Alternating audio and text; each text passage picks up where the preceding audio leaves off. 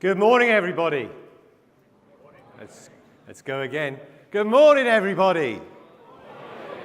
Thank you. Welcome, welcome. On behalf of Metapack, it's an absolute pleasure to welcome you to the 2017 Delivery Conference.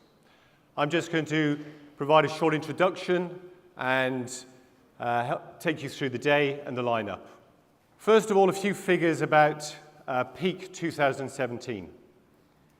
We've got some figures here which come from Metapack data. This represents European dispatches, 50 million between Cyber Weekend and just after Christmas. That we had 2.3 million deliveries at the peak day at Cyber Weekend. And if you add in, that's for Europe, if you add in the US, those figures are 60 million and 3 million. And a staggering 250 million requests into our systems on one day. I say that not to emphasize the scale of Metapack, but to just use one reference point about the amount of activity that is now going on during the peak period for delivery in Europe and around the world. It is absolutely extraordinary, the scale of what's going on. And always, I think it's worth remembering all of the people, the operators in the hubs, the delivery centers, the drivers, that we all work with and make all of this possible. And I think a quick round of applause remembering those people.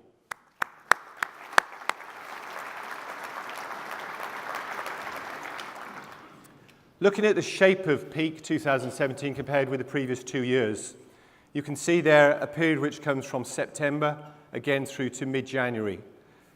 Looking through the 3 years, the big change in the market is more of the volume is coming into the November period, driven by Cyber Weekend. The peak is getting more peaky. We talked about this last year. Again, the strain on everybody's systems, on everybody's capabilities become harder, but that's where the market is. At the same time, some of the trends that we saw there was increasing click and collect and also a doubling of volumes into pick-up and drop-off locations around Europe. If you look at how we dealt with that in the UK at least 2 years ago, this is our heat map in 2014, where we take 9 key carriers in the UK market and assess their service delivery ability across the main regions within the UK. 2 years ago, there were some significant issues. If you looked at it in 2015, we noted that there had been a significant improvement. And again, if you look at it in 2016, just days after Cyber Weekend, the market was actually delivering. The carrier, the delivery partners, the whole operation was working to an extremely high standard. And I think we can be pleased that there are millions and millions, tens of millions, hundreds of millions of satisfied customers out there who are trusting in the services that we provide more and more. If you look at some of the dynamics within it, one of the interesting things is next day plane economy. I showed this chart last year as well. The green peaks as they come up towards the end of each week are people switching into next day on Thursdays and Fridays and premium services. The blue peaks represent people using economy services at the weekend because of relative competitive advantage. And again, you can see in that box how people are switching into next day and premium services the closer they get to Christmas for predictability and to make sure that they hit certain deadlines. The other phenomena that we continue to see is the growth in cross-border. So year on year, we saw a 4% increase, and interestingly, the majority of that happened in the second half of the year. There was a significant effect from changes in exchange rates, and the majority of the customers that we deal with certainly increased their export and cross-border capability as the pound became devalued. And the sensitivity of pricing there is quite significant, and we see more and more people watching those exchange rates and playing their strategies accordingly.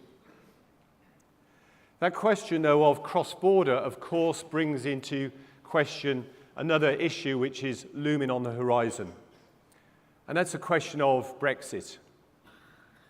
There's no doubt that Article 50 will be invoked in 2017 in a few months' time. And the way things are developing at the moment, notwithstanding greater political change in Europe through changes in electoral advantage of different parties, But the common view is that we won't be part of a single market in 2.5 years' time. We won't be part of a European Economic Association, a free trade agreement. At best, we may be in a customs union, which would attract an 8% tariff between the UK and Europe. And it's more likely we'll be in the World Trade Organization, where we'll have a 10 to 20% tariff. It's a very serious issue. For UK retailers, 50% of your cross-border is likely to be going into Europe. And for European retailers, it's likely that 20% of your cross-border is coming into the UK. And it's a serious issue if we have to manage customs and tariff duties. Of course, it can be managed.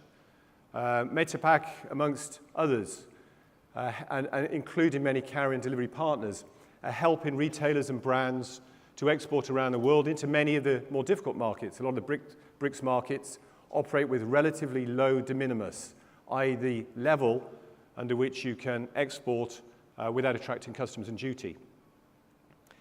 But it certainly is an inhibitor to trade. And one of the key messages I wanted to share this morning is that we have to have a concerted voice within e-commerce to influence the legislation that is going to be put together in the next 12 to 18 months.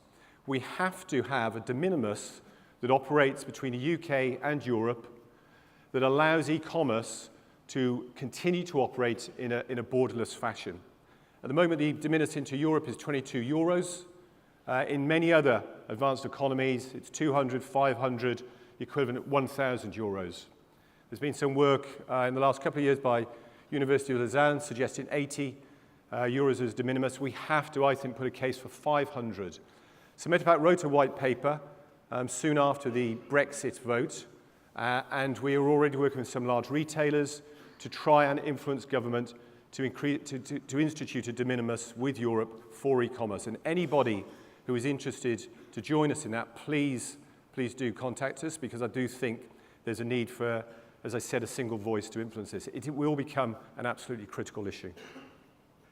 One of the things that we'll talk about also today is the customer being in control, the consumer being in control.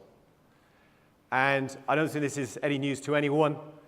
We talked a few years ago about the movement from PC to mobile. We talked about iPads being part of that mobile environment, but increasingly it is actually the smartphone where people are going to make their orders. And a generation of millennials influencing everybody else, expecting the world to revolve around them, if that's not too unfair, but also expecting, a hugely responsive environment in e-commerce. And we see many, many important initiatives coming about to respond to that. For retailers and brands, it's a question of, do you pitch around price and continuing trying to attract customers on an offering that will always look attractive on the day? Or do you invest in your customers? Do you look at segmentation? Do you personalize? Do you hope to win your customers for a much longer period of time?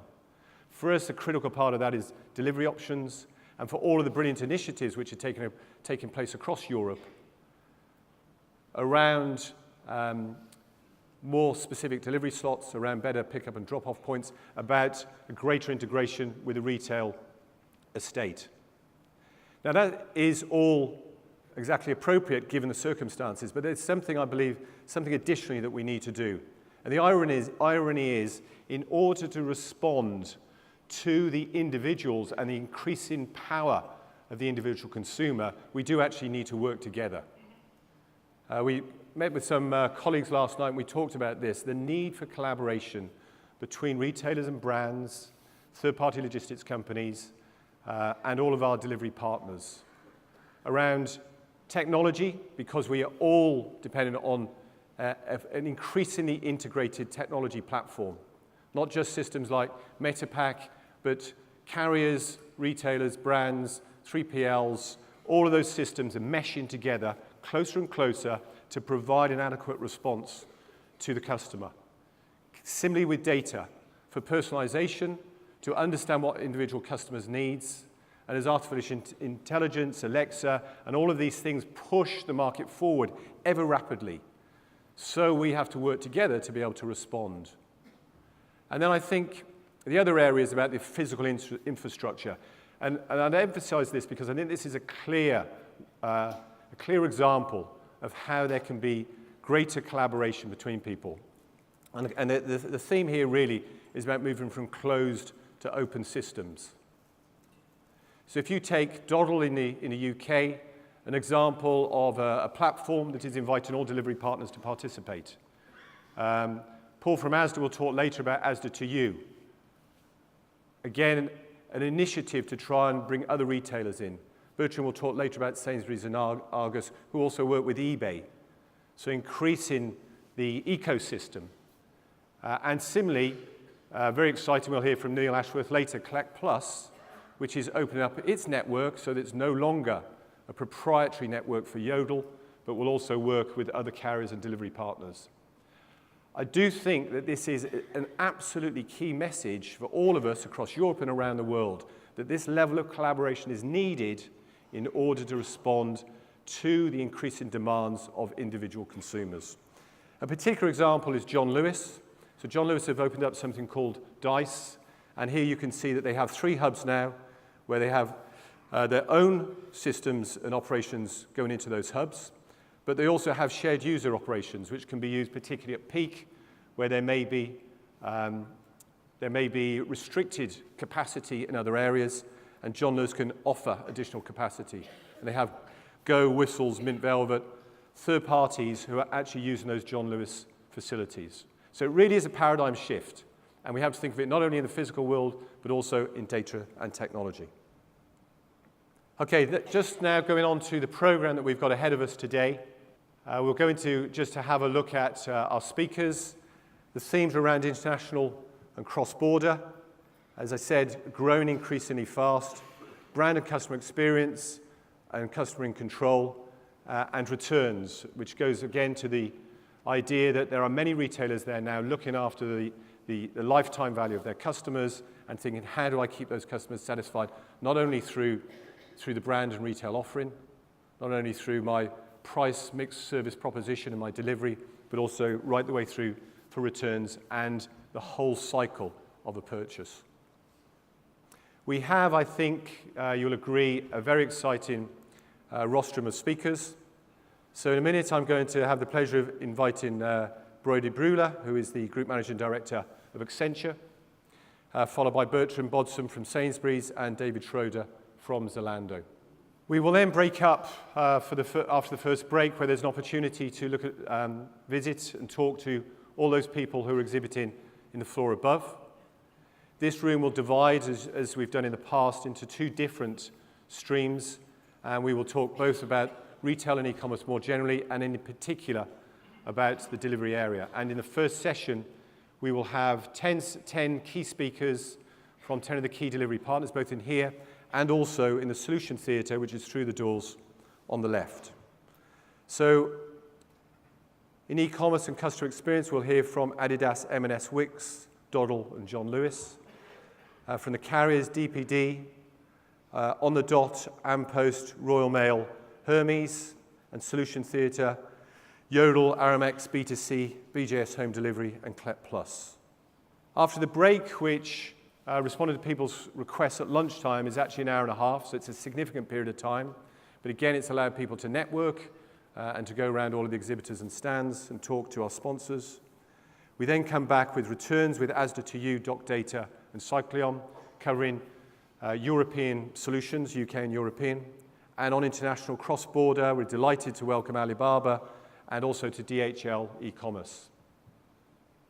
And then in the final session, we have Deliveroo and Addison Lee helping us to understand where the market is going, again looking at the sort of micro-fragmentation, the personalization of service, and some of the innovations that are taking place.